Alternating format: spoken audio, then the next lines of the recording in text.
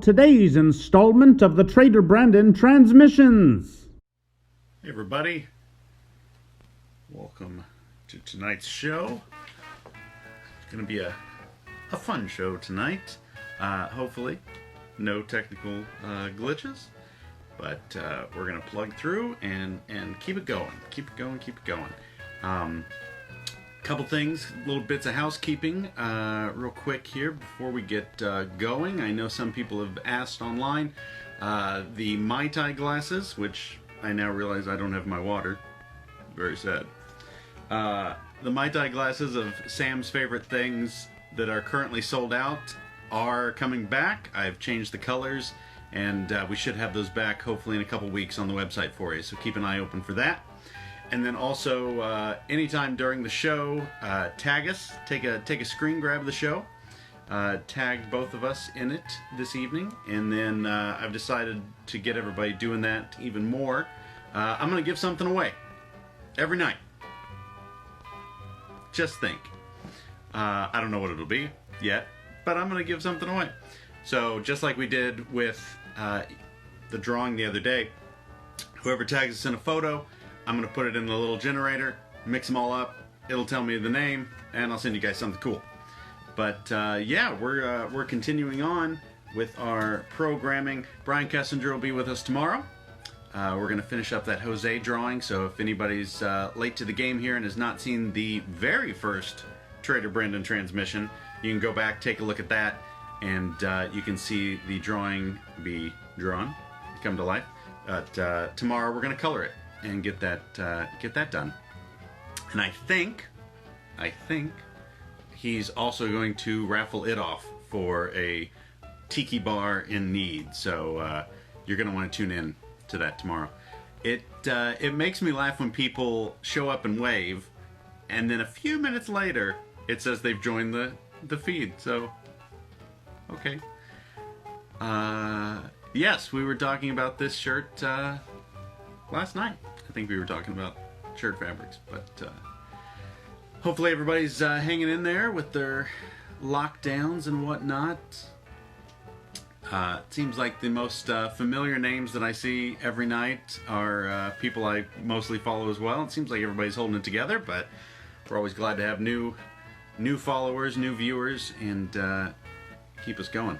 Questions? Yeah, I've got all your questions. If you have more questions, feel free to put them in the box. But we're gonna have a whole bunch of good questions tonight. So yeah, we've got the Mai Tai glasses are coming back. What else is coming to the website? If you've missed the pins, we have the new Sam's pins. But there we go. There's Josh. Let's get him in here and get. Just kidding. Hey, how's it going? I was gonna say, are you already frozen? What? This is great. This is great. We're off to a great start. Start the right way. Lower your camera. All right. I can do that. No, I can't. I can. It looks like you're still in your W. There you go. Raise your chair. Perfect. It looks like you're still in your office. You have everything that used to be in your office still in your office. Here, let's change there a little bit. Is that a little better? Perfect. Yeah. I actually just moved things from the garage temporarily to talk to you. Hey! We appreciate the dedication that people put into our lovely program. Well, you should have seen, like, in view. I'm going to show you just so you don't have to stare at it the whole time.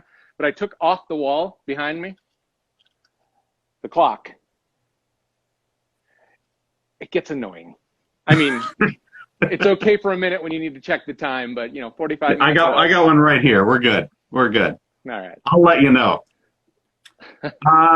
So let's jump in. How did you get started? What was the first thing through the door at WDI for you? Okay, can we start with the proper disclaimers here about we're going to talk carefully and dance around certain things, and the opinions are of our own and not of any past or current employers. Well done. I was going to say, it doesn't matter. Well, it'll probably cut off when we start talking about the good stuff anyhow. So. Good point. All right. Yeah, well, Yeah, no, but for me, it was I'm trying to think of like how to tell the shortened version so we can talk about some other stuff, right? Sure. Started with Disney on the ops side in '92 on the Great Movie Ride. We can talk about that later if we want. That's a whole different conversation. Yeah. Exactly. Especially when you look at, I mean, there actually is an evolution of the movie ride, and '92 was still like, pretty fresh. And then stayed a casual temp up until '96 when I was brought in at Imagineering. I'm leaving a lot of stuff out right now, just so you know. But sure. It's the Cliff Notes. It really is. But in '96, I was brought in to do scenic work with Animal Kingdom. And my brother was already there. My brother is still there. He's a scenic artist. Very first day I was doing, and listen up, college kids looking to become an Imagineer. Very first day, I was out back to Hunga. I was out back fireproofing backdrops. And that's what you do. Got to do what you got to do. None of this, I put in my time at school and now I should be a vice president. Day one, fireproofing. Gradually, which is very important, by the way. It turns out it's kind of important. But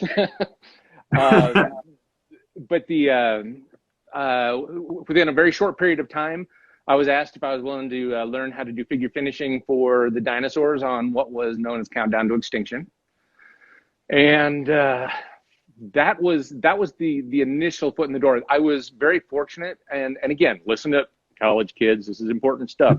The reason why I was asked if I would paint is because in '96, we were painting those things with silicone, having to mix the silicone paint and the colors and the pigments and everything like that, and it all sets quickly, so you're mixing all night, and it's crazy work. A lot of the senior level artists didn't want to touch silicone. I would have to imagine that there's a change of opinion now, but at that point in time, that was a blessing for me because I was like, hey, yeah, I'll paint with silicone. That sounds cool. And working with my brother and Todd Mathias, we would paint dinosaurs through the night because also painting with silicone, people didn't want to be around it. Stinks, could be poisonous, who knows? So we would have to work a third shift in the middle of the night painting those dinosaurs. That was my entry in. It's a world of crazy ever since then. But I do like people to know those kind of things because like you got to be willing to fireproof those backdrops. And if somebody comes to you and says, hey, we need you to paint silicone dinosaurs, my response was, I've never painted a dinosaur and I don't know what silicone means. Yeah, being stupid was good because what it meant was, hey, job security. So be willing to get your fingers, into the dirt and do the work. So it's like when you brought me in and said, hey, do you know how to run these printers? And I said, sure. Nah. Not a clue. Okay. Well, but similar to that, though, I mean, and I won't go into this because it's not the interesting stuff, but going from figure finishing and scenic paint to a digital aspect, I mean, I actually built the digital show production department. That came from a need within scenic to do digital work, and that wasn't even figured out or established. You had companies out there that had machines that could do stuff, but then the blend within, scenic work and themed entertainment wasn't fully understood. And so for me, it was, well, I kind of know Photoshop as a hobby, so let me jump in. And I jumped in and ended up creating, this entire department that was dedicated to a digital side of show production. Right. And you figure it out. And part of that, I mean, you know this as well. I mean, if you got the passion, and I don't just mean passion like, I love Disney. That's not it. I mean, for anything, you of all people, you get struck by a lightning bolt of something and all of a sudden it's your favorite and then 2 days later you get hit by a different lightning bolt, right? Pretty much. But when you get hit by that lightning bolt, nothing else matters. That's what you want to do. That's what you want to accomplish. That's what you want to see. And it's very true. That ends up driving a lot of us in that creative space is like you just get hit with that, like, I've got to figure this out. And that's how it was with even digital show production. It's like, I'm going to figure this out because we're going to make some really cool stuff. Yeah. I know I've mentioned it before on multiple podcasts and all that, but for those watching who have not heard, Josh is the one that hired me at WDI and sent me on my... Sorry. Yeah, boy, should have thought that through. So ultimately the reason I do what I do is because this guy went off to direct Mr. Lincoln. Yeah, that's true. Let's just happened. jump in. Yeah, let's just jump straight into that real quick while we're here. But so you were what, 20 some years at WDI when that came, right? Where No, somewhere in there. when it was time for Lincoln, I was there about. Hold on, let me think about that. It was around the 13-year mark, Okay. I think. And and our good friend and mentor Tony Baxter, he actually, I mean, that's somebody that you and I have had many a conversation with, personally, professionally, all those kind of things, right? Yeah. And we share a lot of commonalities, and one of those is, of course, Disneyland and Walt Disney, and at a certain point in time, we sat and we were talking about the fact that the Opera House on Main Street was still running the Disneyland 50th movie with Steve Martin, which is awesome. It's hilarious. I mean, I love it. But at this point, it was, what year was that? 2000. I was gonna say it ran for it. Yeah. But I think 8 is when we were having that conversation, even from the get-go, and it was, hey, that was for the 50th in 2005. So what are we doing? If we close the space, we'll probably never get the space back. Right.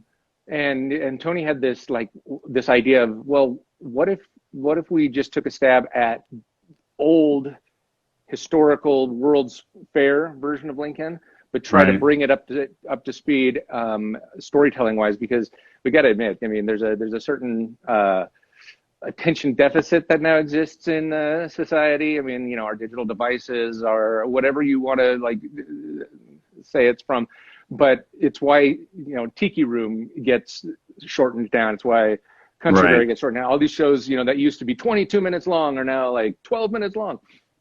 And we're saying, if we're going to bring back Lincoln, we probably need to do something that makes it within that time frame that people are consuming. And he had some ideas, so he pulled the original script and started going through and highlighting some of the things that we thought were emotional and important and things like that. And then I would sit there and I would start inserting well, this line probably, and I don't know if that's relevant. And so we were just working back and forth just on paper. And then we got to the point where it was like, we don't have anybody to pitch this to yet. Keep in mind, this is just the two of us saying, wouldn't it be cool? And so there were a lot of little conversations back and forth, and we finally decided we're going to pull every piece of audio that was ever recorded for Great Moments with Mr. Lincoln, World's Fair, as well as the albums that came out that had some other tracks on it with Royal Dano speaking. And then I told Tony, I said, one of the things that has a huge impact on me and has influenced me growing up with attractions is music. And we have lost a lot of the Americana type of attractions that used to be spotted around the park. We didn't have America the Beautiful anymore. American Saints have been closed a long time. There was certain things like that. And I said, what if we take a grab at some of these audio pieces? And he goes, well, see what you can come up with. So I have it written down somewhere. I don't know how many hundreds or thousands of individual audio tracks. And I just sat there in a secret little conference room that most people didn't know existed, and sat in front of Final Cut, and I built what I thought would be the ideal new show. In that time frame, in that scripting, with all the music cuts. I mean, it was a lot of really fun editing. As when you sit there in the editing process, you have to get your mind in that space where you're just like zoned in on it. And that was a lot of fun to do. But I mean, listening to the different studio takes of Royal Dano, even speaking, or some of the Paul Frees intro stuff, and it's like, here's the version that we know, and this was a hard decision to make. Here's the version that we know because that was what was out there. We've had it on albums before. This cut actually has a different inflection to it, and I would prefer to use this one. And it not many people, I mean, some of you will probably be like, I knew that would always sound different. But one of the people that that heard it early on that called me out on using different tracks is Pete Doctor. And he's like, he says this line differently. That's not the same. And I say, you're right. I actually used a different cut. And he goes, I don't know, man. That's hard to hear because you hear it a certain way over and over and over for so many years. Sure. I also, kept in all of the breathing and the lip smacks, which you would normally take out. And once we started to realize those made him feel more human, when it came to the final cut for the attraction, we actually upped the audio on those things so that the audience could hear him better, because it's those little subconscious things and it's even animated to those noises, thanks to Ethan Reed, who animated, that it gives you, more of that human connection. Well, cutting to the end, there wasn't anybody ready for the pitch, so we just kind of put it on the road internally, showing it around. People are like, wow, this is, interesting and fun and all that kind of stuff. Worked our way to Ed Greer, who was president of the Disneyland Resort, fairly quick. Sat down in the conference room there in Anaheim. And he said to us flat out, he goes, there's no budgeting for this. Like, well, we know, we just want you to see it because, we think it's really great. And even Tony said to me at one point, he goes, if nobody goes for this, at least we have something cool to play in our car now. I'm like, okay, cool. And so we run the show, and lights come on, and it's Ed and his team. And Ed said, he goes, I don't know how, but we have to do this. And so he told his team, he said, figure out where this comes out of and how it plugs in, and we need to get this going immediately. And that fast tracked us. I mean, again, this is still 2008, and it opened in December 2009. So we were moving really quick at that point, which is, then bringing you in saying, hey, there's all this stuff in the production line, including Sleeping Beauty Castle. Yeah. Which you were, a big which part was my first thing. With all the big books and everything like that. And I'm like, my first thing. Like, you said you know how to do it. Have fun. Bye. I'll figure it out. Yeah. So thankfully I did. Yeah, but I mean, it's still there too, though. That version of Lincoln is still running, and still pulls in an itty bitty crowd, and still gets an applause at the end. And so on to wrap up Lincoln, because I know we've talked about this several times, and I know it was a major key in bringing it back. But why do you feel it's important to have those attractions that are honest, and it's okay to just sit and be calm and have a nice, genuine moment? Why are those important? Oh man, I have a lot of strong opinions about that, because I feel like it's an art that is often overlooked or removed from budget. There's a lot of there are things I want to say I can't say. There's going to be a lot of that today. Don't worry. I know. But there, when you're in that world of excitement and running and going and constantly moving, you need to have that moment to take a breath. You need that levity. Les Miserables, heavy show, really, really heavy subject matter. There's a lot of emotion, and then they throw Master of the House at you, because you know what? You need to sit back a little bit. You need to laugh, because we're about to throw a lot more at you. Well, the storytelling realm, and even in the theme parks, is actually very much the same. You go to a park that is only thrills, front end to back end, you are just, it's overload and you're worn out. If you can duck into a tiki room or into a Lincoln and not have the overrun pressure of here's the adrenaline that's being pushed, here's the amount of what you have to do, here's the buttons you have to push, you can just sit back, take that breath. You walk out afterwards, not only do you enjoy it, but then it's like you're ready to tackle what's before you again. And so there's a lot of, different types of things I'd like to talk about with putting in those types of attractions. Right. But when it comes to a Lincoln, a theater shows are a dying breed. You hardly see them even get, placed on the agenda anymore. But when you have those kind of things, it also gives you a sense of human connections. It's not just, hey, that was fun. It was, it brings out a different emotion, I guess you could say. Lincoln in particular brings out an emotion of pride for, the heritage in the country and all those kind of things. And it's the idea of not going on one note your entire time. It's while I was at Disneyland today, I laughed, I cried, I screamed with, terror. All these, you go through all that spectrum, and all of a sudden you find out I'm getting addicted to this place and I need to go back because I felt all of that in one place. Cat. So.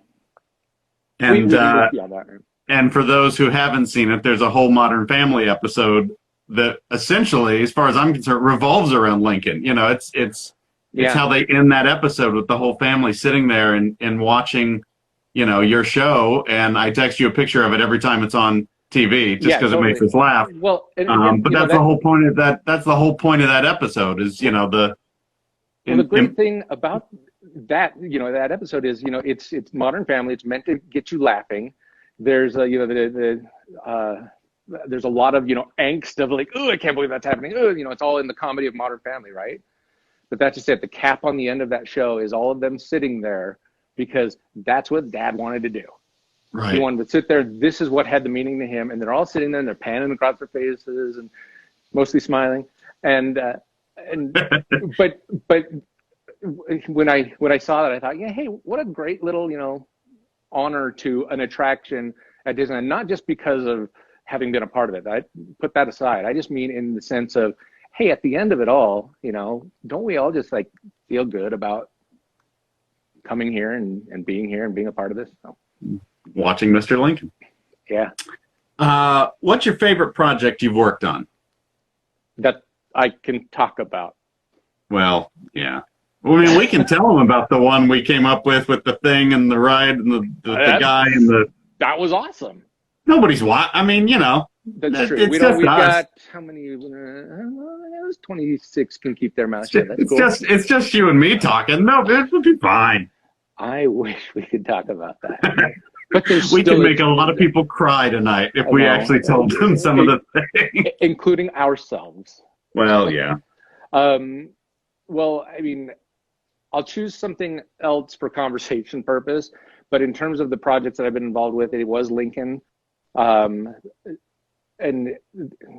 because it was an original Walt piece, trying to honor what he wanted, something that meant a lot to him, meant a lot to Disneyland, meant a lot to the future legacy of WED, all those kind of things. That meant a lot, and that's the one that I will always say, I was proud of for those reasons. But it's not the one that anybody necessarily remembers or talks about. So I have to dig deep because in that capacity, we mentioned digital show production.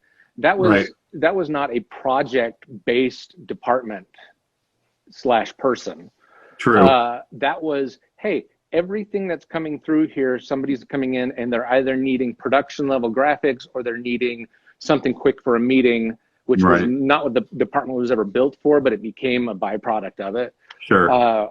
And so even in the time that you spent in there, it was any project that was currently going at Imagineering, you had your hands in.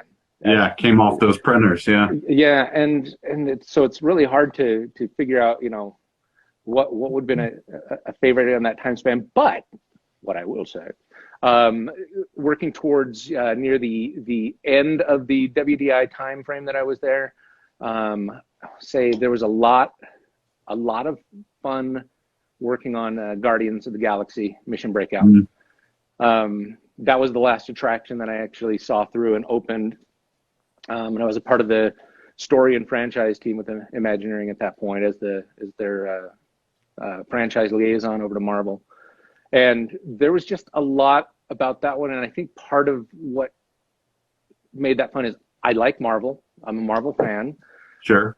Which is enjoyable, right? But it was being able to go and do some of the field work a little bit. I didn't get to do a whole lot, but being able to do that is always fun. I prefer being able to work in the field if possible. Sure. And I mean, maybe that one because it's still so fresh, but I can tell, little anecdotes about every single project along the way. And I'm sure I'd get ridiculed, but I mean, there were things about New Tomorrowland 97 that were awesome that nobody ever really got to experience and have only heard stories about. Yeah. Yeah. Oh man, I was about to go down another rabbit hole. Never mind. Speaking of Marvel, I've got a bunch of questions written out, so it's like I wasn't really sure what order we'd get to them in. Okay. So we're bouncing, but we're tying it all together. So one of the things that you did while you were there, and I pulled my favorite. This is the one out of all of them that I usually go back and reread. Yeah, I love that one. This one's just great. Seriously, I loved Big Thunder. Yeah, this one's so good. And for those of you who don't know what these are, Marvel Comics dipped in and did a whole series of Disney park-based graphic novels, I guess we'll call them. Yeah. This one's Big Thunder. There's a Figment and Dreamfinder one. There's a Tiki Room one. There's a mystery. Help me. Haunted Mansion, Seekers of the Weird was based on Seekers of the Weird. Thank you. Museum of the Weird. That's what I was going for. What was that process like of taking, hey, we're going to do Big Thunder, and now we're going to make it into a comic? Walk us through a little bit of that process for immediately my filter goes on. It's like, let's see. I know. What things should I say? Okay, I'll start you here because this one always makes us laugh. Okay. So your villain is Tony. Yeah. Yeah. Which obviously came from the attraction adding him as Barnabas Bullion into the attraction in the painting. That's one thing. You realize right now this specific Big Thunder could be an entire show that we talk about. Yeah, I know. I'm just trying to. That's why this might be the only question regarding the comic. So, what was that conversation like? It's one thing to be a picture in the attraction, but what happened when you had to go to Tony and say, "Hey, we're going to make you the villain, and you're going to be like really mean, and we're going to flush the whole character"? What happened there? Because I was the one that had to have that conversation. Yeah, I know. That's why I. Okay, so. Right, I'll answer this assuming that there's some level of knowledge of these books, and some people have written in questions asking about them, so I think we're good. Okay. So when the script started to come back across from the writer on Big Thunder, and you know one of my jobs as part of the WDI team and one of the originators of the series was to go through and you know fact check or try to steer him in certain directions and give him help along the way, you know, throughout the story, just to make sure that it was all accurate. And so with that one, it was like, oh, okay, cool. He'll be honored in the attraction as a character. And as I'm going through the beats of the story, I'm starting to realize, oh, wait a minute. This isn't coming off right. And this is purely just in script format at this point, right? This isn't coming off right.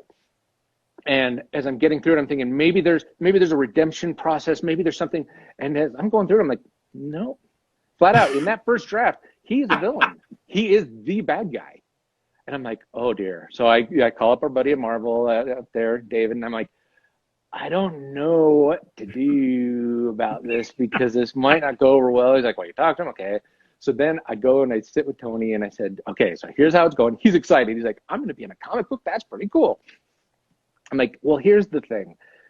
You're being portrayed as the villain of the story. And he goes, I don't like that. and I'm like, yeah, I thought maybe that wouldn't be good. And he goes, can we not? And I said, well, let me see what else I can massage out of this because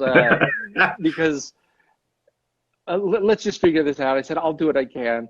And I go back and working with the writer, we started to come up with a redemption side that through the arc of the story, it's more of the, hey, all of this came from a business standpoint. It actually ends up building a better relationship with his daughter. He's not the bad guy. It was a business decision. And by the end, he has a better understanding. That old chestnut. Perfect. That little gem. But that's what we did. That's where it ended up going. And so Tony tells me after it's all said and done, he goes, okay, I really like how that went.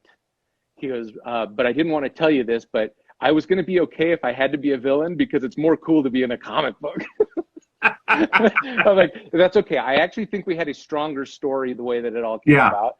I'm not prepared, well, because I'm on my phone. I'm not prepared to show you right now, but that image that you just showed out I of was the going to book, say, send it to me and I'll photo them together and I'll post it on the feed. Yeah. I think I have them together. So I will. I'll send it to you. Yeah, find it and then I'll post it. It was Tony and I were out talking about a project at dinner one night or whatever, and right before we left, I went. And I brought him. I think it was Big Thunder issue #2, and I went to wash my hands, and I come out of the restroom, and he's sitting by the front of the store, and he's reading the comic book, and it's the actual pose that's in there, but it not intentional. And so I took my phone out and I took a whole bunch of blurry photos really quick and then lined them up later because it's exactly that. And so I'll send it to you so you can post it.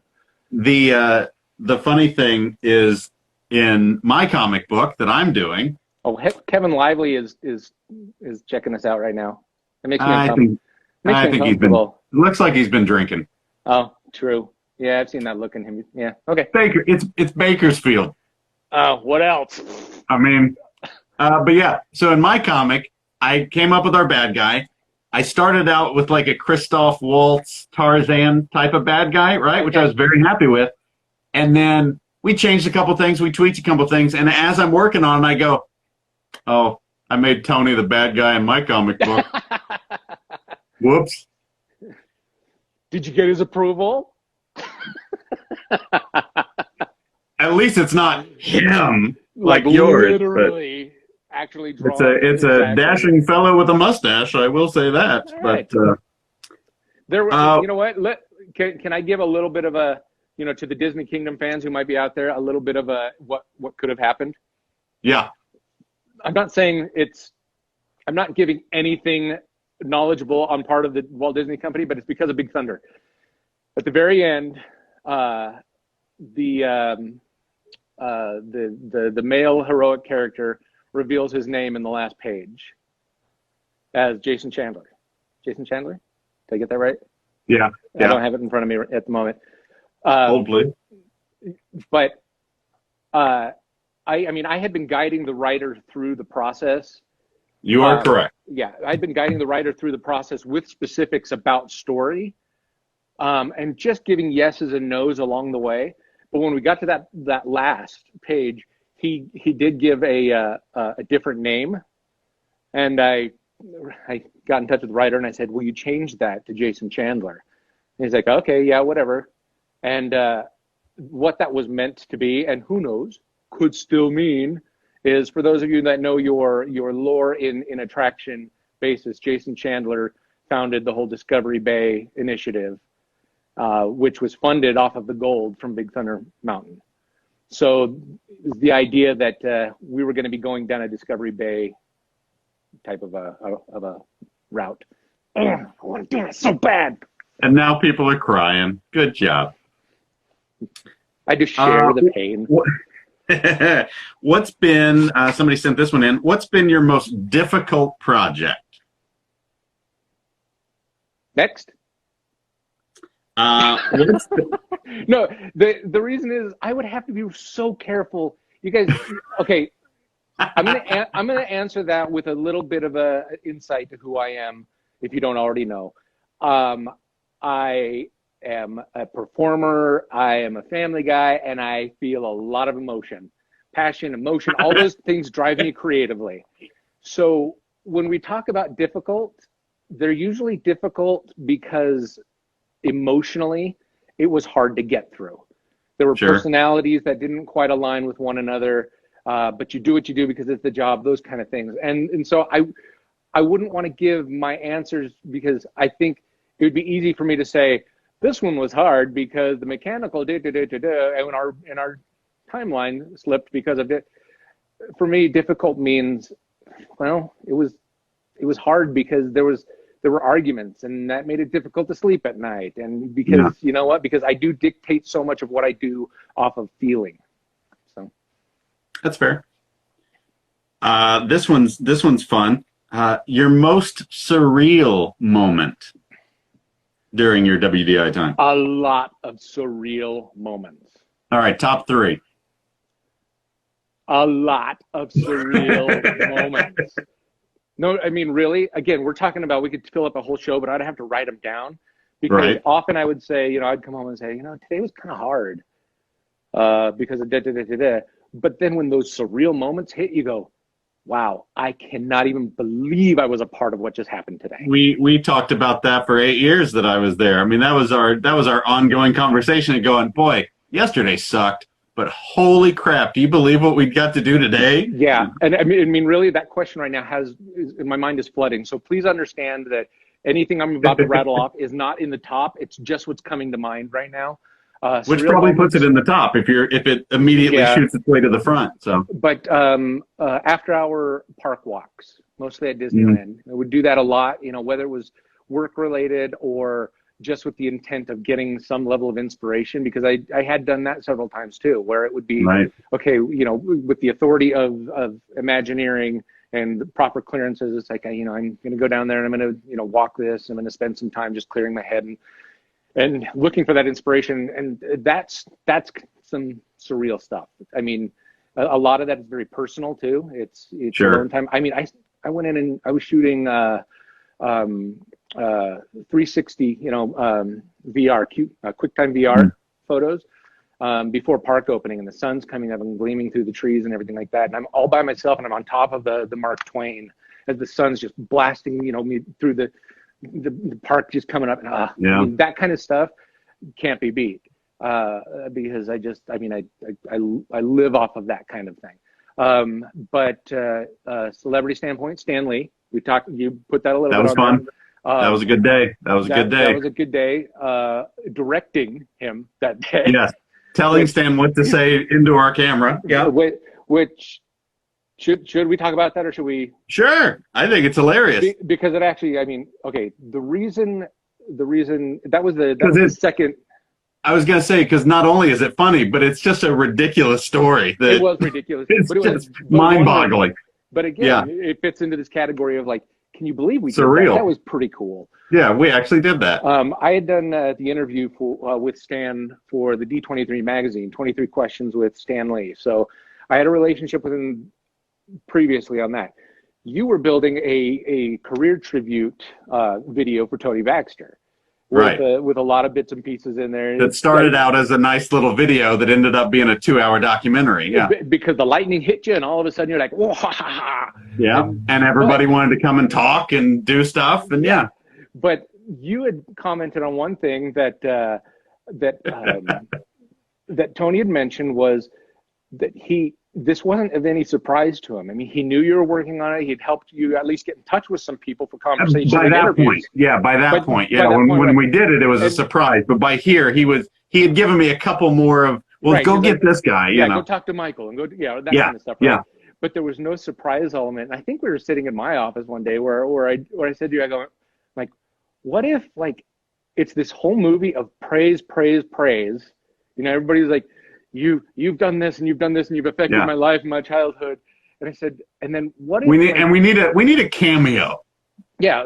Like what if, who could we have that he would never ever expect? And I said, what if the end of credits scene, like Marvel's been doing, what if it's Stan Lee, and Stan Lee just looks up and he goes, Tony Baxter, who's that? And just kind of like at the end of that big thing, just kind of just ridiculous, stupid idea. Slap down. But it's also the tongue-in-cheek humor of it all, and we're like, I don't know. Do you think he'd go for it? Maybe. Should we? I don't know. So I called over to his office and talked to his assistant. I'm like, look, we're just thinking about doing this. We don't even know if it's possible, and it's okay. You can say no. It's fine. He goes, well, I'll ask him. I'll see if he's interested or not. Okay. So keep in mind, Stan, for those watching, Stan has no clue who this guy is. He really doesn't. They don't know each other. They're not old pals. This is just no connection at all. This is just Josh calling and saying, could we come over and film you saying some things? Right. Can we come hang out? Yeah. And just absurd, right? I come back into my office at one point and I've got the lights on my phone. I'm checking my messages. And again, if I could cue it up for you, because I did save it, it's yes, you did. Hello, Joshua. This is Stan Lee. And I'm like, and he goes, I would be more than happy. You know, he's like, sounds good. Let me know what you need. We're like, this is going to happen. So we run down there, you and I. Yeah. We're gonna sit with Stan and have him say, you know, exactly that. Just Tony Baxter. Who's that? Yeah. And just so you know what kind of person Stan is, and again, Stan does not know Tony. Stan says, but we had told him, we said, you know, this guy created all this, 45 years with the company. You know, he knew the importance of it. Right. But that was all he knew. Yeah. Right. But no personal interaction or relationship. Not a one. Stan says, he goes, could we come up with something different to say that's kind of a dig? And I don't want to be mean to anybody. And you're like, wow, that's pretty rad. I mean, meanwhile, you and I are going, yeah, let me just write some lines for Stan while I'm sitting here going, oh God. Yeah. And so, and I don't know if this one's on the video being filmed or not, but I do remember the look on his face. Because I said, would you be willing to say, of course, Tony, well, what was it? It's fantastic. Oh, yeah, of course, Tony is fantastic. Why do you think I called it the Baxter Building? Which Boom. is, you know, the building for the Fantastic Four.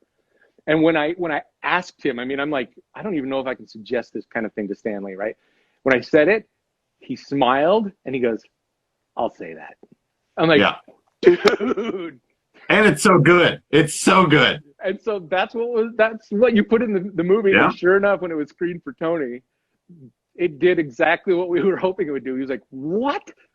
What How just did happened? Stan Lee, what? He was like so blown away. Exactly like. And yeah, you have obviously the voicemail, but from the moment we walked into his office, I hit record and never turned it off.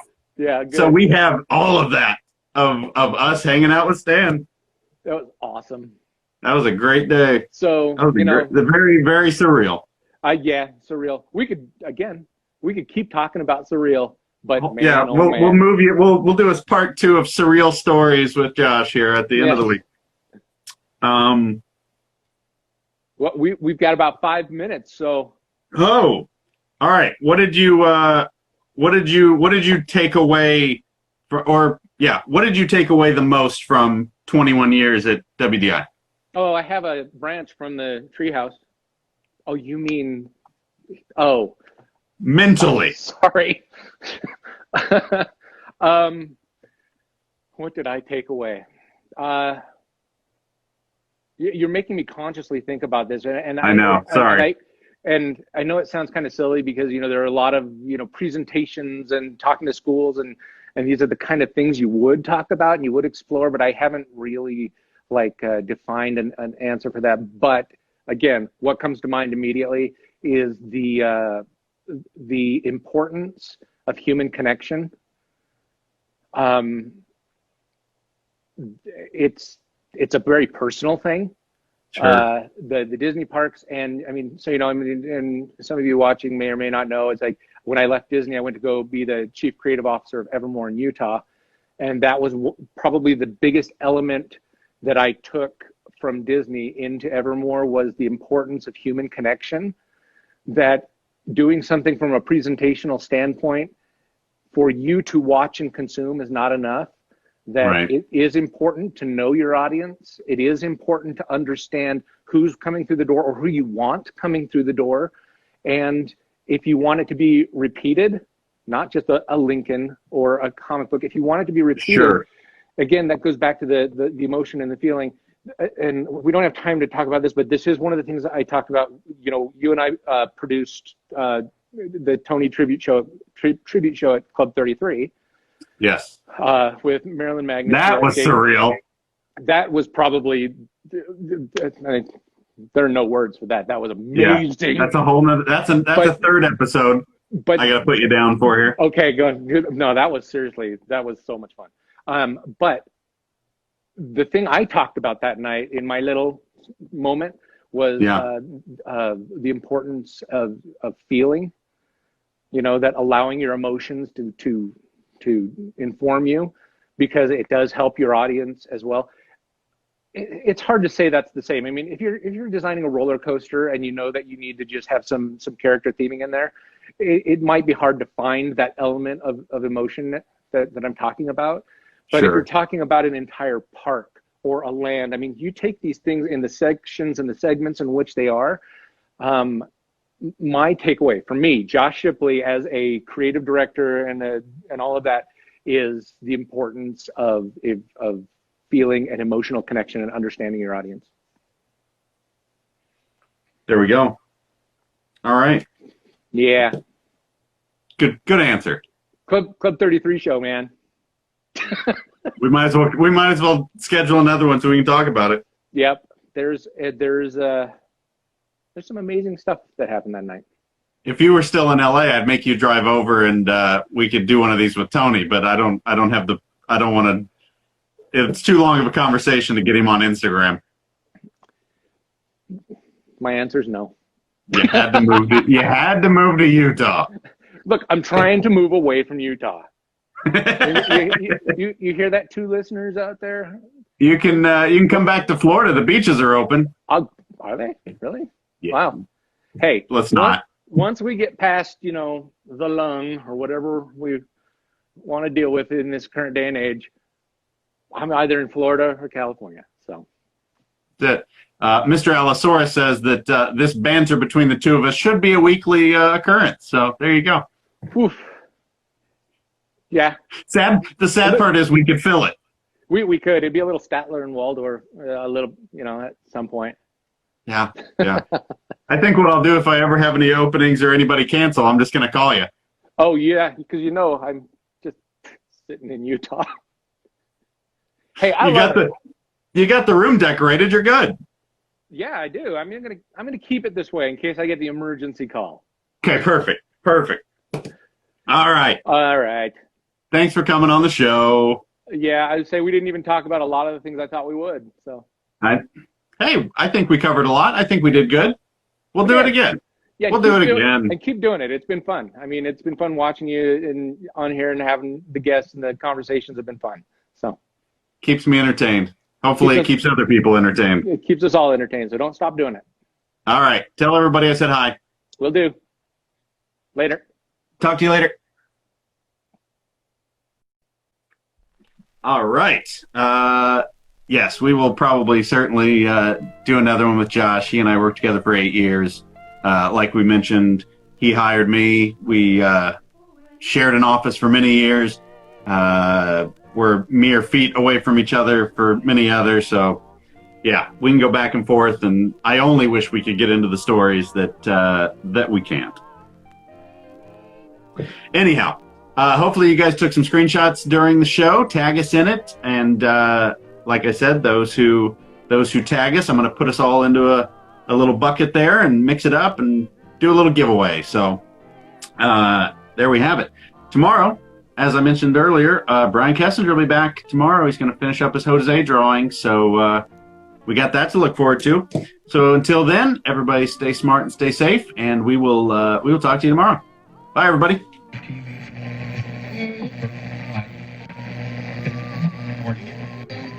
Right.